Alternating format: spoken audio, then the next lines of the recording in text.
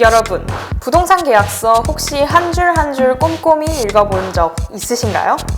대부분은 중개사가 여기 사인만 하시면 돼요 라고 말하면 그냥 도장 찍으시나요? 안 됩니다. 부동산 계약서의 단 한 문장이 내 돈 수천만 원을 지킬 수도, 잃게 만들 수도 있습니다.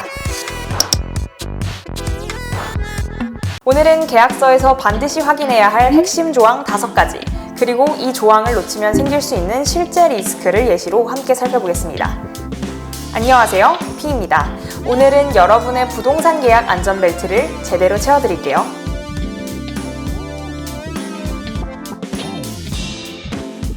첫 번째는 계약 당사자 정보입니다. 부동산 계약의 출발점은 소유자 확인입니다. 등기부 등본의 소유권자가 계약서상 매도인과 일치하는지 반드시 확인하세요. 가끔 대리인, 가족이나 직원 같은 분이 대신 나오는 경우가 있는데요.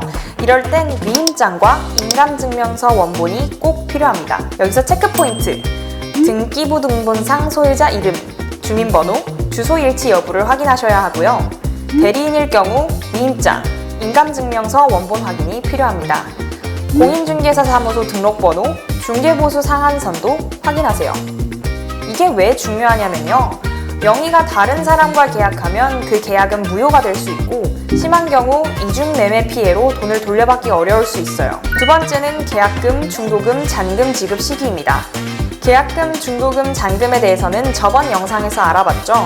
그런데 이런 계약금, 중도금, 잔금은요, 일정과 금액이 다르면 계약 해제, 지연 책임이 누구에게 있는지 분쟁이 생기기 쉬워요. 여기서 체크포인트, 송금 계좌 명의를 꼭 확인하세요. 반드시 소유자 본인 명의 계좌인지 확인해 보시는 게 좋습니다. 또 중도금 대출 이용 시 대출 실행일과 잔금일이 맞물리는지 확인하시는 게 좋아요. 지연 시 위약금, 지연 이자 명시 여부도 확인해 주세요. 이게 왜 중요하냐면요.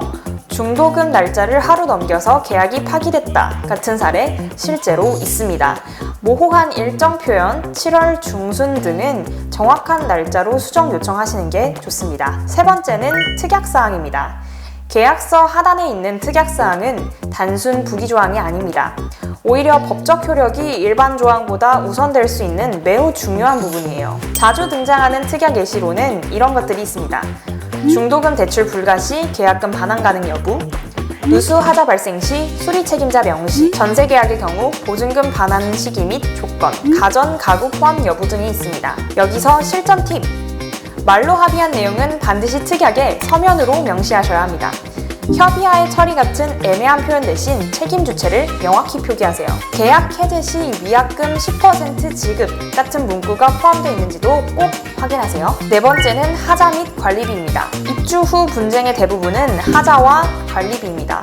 매매든 전세든 인수 전 확인과 책임 주체가 중요해요. 이런 걸 미리 체크하시는 게 좋아요. 벽체 균열, 누수, 곰팡이 등 눈에 보이는 하자, 보일러, 가스, 전기, 수도 등 주요 설비 작동 여부, 관리비, 난방비, 체납 여부 등입니다. 이 관리비, 난방비, 체납 여부를 확인해야 하는 이유를 잘 모르시는 분들도 계실 텐데요. 관리비는 집이 아니라 소유자에게 부과되는 채무지만 입주 후에 연체 사실이 드러나면 새로운 입주자가 대신 납부해야 하는 상황이 생길 수 있습니다. 특히 공동주택, 아파트나 오피스텔 같은 경우 공동주택관리법 제23조에 따라 체납관리비를 다음 소유자에게 청구할 수 있는 권한이 관리주체에 있습니다. 계약 전 반드시 관리사무소에 전화 또는 방문해서 관리비 완납 확인서를 발급 요청을 하시면 좋고요. 확인서에는 공용관리비, 장기수선 충당금, 난방비, 수도요금, 주차비 등이 모두 포함되어야 합니다. 만약 체납이 있다면 어떻게 해야 할까요? 계약서 특약란에 기존 체납 관리비는 매도인 부담으로 정산한다고 명시하면 됩니다.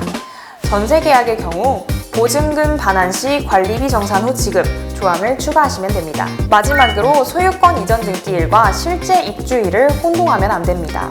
계약서상 두 날짜가 다를 경우 어느 쪽 기준으로 책임이 발생하는지 명시해야 합니다. 여기서 체크포인트는 등기 이전일은 법적으로 소유권이 바뀌는 날이고 인도일은 실제 집을 넘겨받는 날입니다. 잔금 지급과 등기 이전, 인도일이 모두 일치하도록 설정하세요. 이게 왜 중요하냐면요.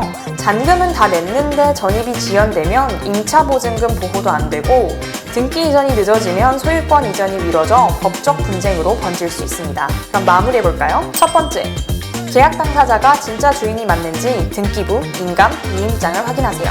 둘째, 금액, 일정을 명확히 하세요. 계좌명, 일자, 지연위약금을 확인하세요. 세 번째, 특약사항을 확인하세요. 구두합의는 반드시 서면으로 남기셔야 하고 책임 주체는 명확히 하시는 게 좋습니다.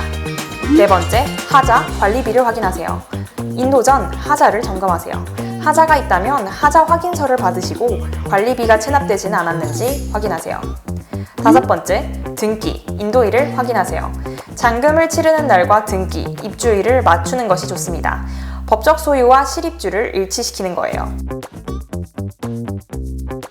계약서는 단순히 종이 한 장이 아니라 내 돈과 권리를 지켜주는 법적 방패입니다. 이 정도면 괜찮겠지라는 안일한 생각보다 이 문장 하나라도 불리하지 않은지 확인하는 습관이 더 중요합니다. 지금까지 피아스입니다. 다음 시간에 만나요.